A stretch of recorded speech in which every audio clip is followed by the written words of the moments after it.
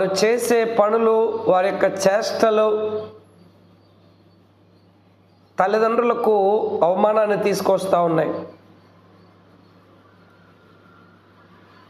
వారి బ్రతికున్న జీవోత్సవంలాగా మార్చేస్తూ ఉన్నారు. వారిని కనటం వల్ల తల్లిదండ్రులకు సంతోషం లేదు. వారిని బట్టి ఏమాత్రము వారికి సంతోషం లేదు.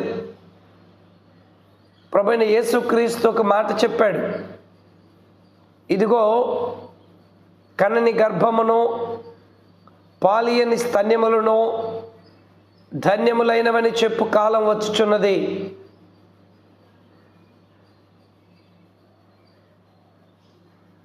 ఎలాంటి బిడ్డలు రాబోతున్నారు? తల్లిదండ్రులకు అవిధేయులు, తల్లిదండ్రుల మాట వినని వారు,